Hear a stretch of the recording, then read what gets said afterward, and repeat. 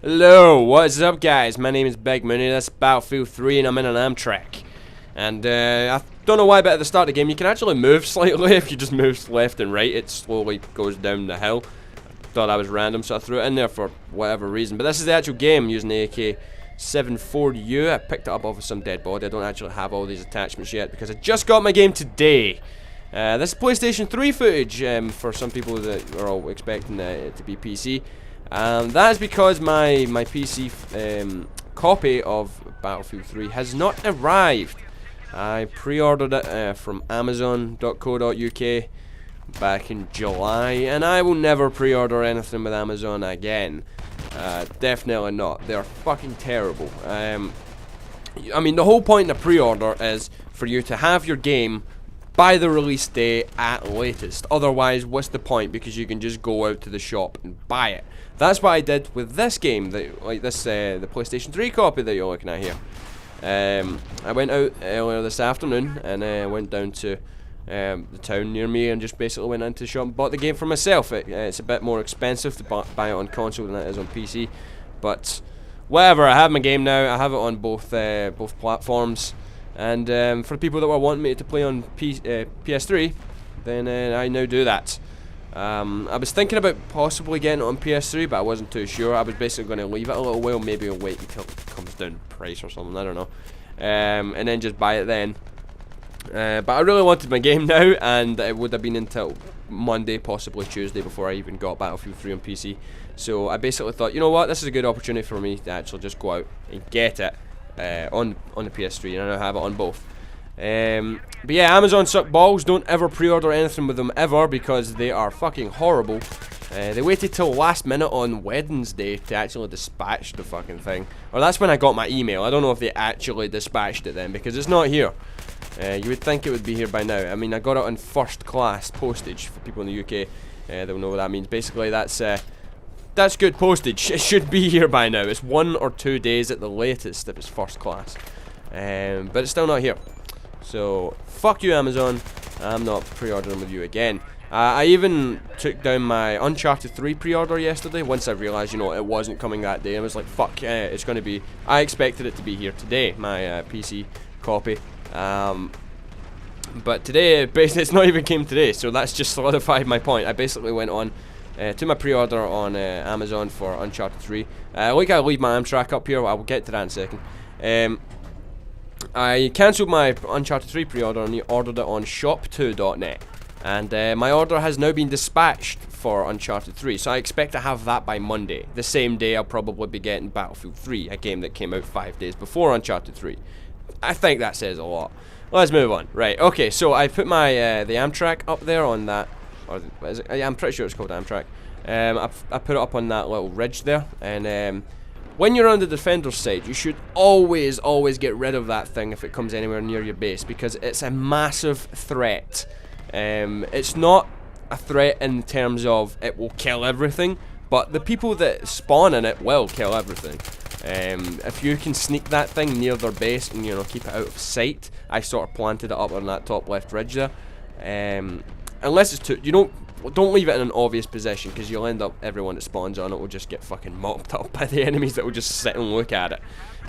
But if you can get it near their base, then you can just spawn in it and continually spawn in there and go and attack the enemies. You can also do it with helicopters, some transport helicopters, and you spawn in those and you can just parachute in. I think that's a good feature. It keeps things moving, in rush mode especially. Here I couldn't stab this guy. Don't know why. It wouldn't let me. I was pressing the button and it wouldn't let me, so that was a bit shit. I think it might have been because I was out of the area or something. But yeah, I've been playing on PlayStation 3 and I've been enjoying myself immensely. It's been really good. But there's one issue that's sort of more prevalent than any other ones. And that is input lag. There is a bug in the PlayStation 3 version. I'm not sure if it's on the other platforms, but there's a bug basically that causes I don't know how much lag there is. Just a few microseconds or milliseconds or nanoseconds or whatever the fucking term is. I don't even know. That basically, give me your tags, fool. Causes what you're doing on the controller and what actually happens on the screen sort of be a bit different. You'll move the stick to aim right, and it will wait a couple of nanoseconds before it actually does it. It doesn't seem like, when I'm talking about it, seems like a big deal, but when you're actually playing, it's off-putting as fuck. I realised my aim was off, but I just assumed that it was something to do with the fact that I don't play on console too often anymore. You know, I've not really been playing with my PlayStation 3 too much in recent months. I've been on PC a lot more. And I found my aim to be a bit off, and I was like, oh, okay, that must just be because I'm not used to it. But someone messaged me basically saying, yeah, that's a problem on this game. And, you know, once he told me that, I really did notice it. I was testing it out and stuff, and yeah, it's pretty fucking annoying. Apparently there's a fix for it at the moment, where if you put your game into standard definition, it doesn't happen, but if it's in HD, it will. It's weird. So I'm not going to put it in standard def because it looks like shit and all my recordings would look crap, so I don't really want that. I'd rather it be a bit of a challenge than it look shit, you know. But yeah, that's one issue just now. Hopefully that'll be sorted soon. I would leave it up to DICE basically to do that. I'm sure they will, because they're good devs and don't just leave their game to rot like a pile of shit, like some other devs do. Yeah, I've tried out a few things on the game. There's a couple of, you know, I'm getting used to the button changes from Bad Company 2 or mainly Bad Company 1, because when I was playing Bad Company 2, I was actually using the Bad Company 1 controller layout when it came to everything, basically. When it came to flying planes, or flying helicopters, sorry, on Bad Company 2. When it came to, you know, driving tanks, moving my actual player, everything was Bad Company 1 controls, because that was what I was used to, because I played Bad Company 1, of course. But they basically have dropped most of those. I used to use like L1 to move forward in a tank and stuff. I don't know if that was what the default controls were in Bad Company 2, but it was L1 for me to move. And now it's R2, and it's like, there's a couple other things that are slightly different, like knifing. I used the Bad Company 1 controls where it was triangle to actually use your knife. It might seem a bit weird for some of you, but that was the way I was used to. And using R2, it just doesn't seem right. It really doesn't. Watch this. Gotta find myself some motherfucking rusty, man. Oh my god! Oh, you go fuck yourself. Yeah, I got fucking wasted there. Some random RPG just shoots the petrol tank, and I just exploded. But yeah, here's me using the AMTRAC again. Basically, I just sort of like, I just drove straight into their base. It was too easy. Obviously, when there's less people on console, there's only 12 people on each team, so it's obviously a bit easier to do certain things like getting into the base than it is on PC. Because on the same map, there's double the amount of players. Or actually, no, there's 32 in rush mode actually, so there's only a few more players. Yeah, the 64 player servers are basically on Conquest. I've played maps like. I don't know if I've played Caspian Border on Conquest yet.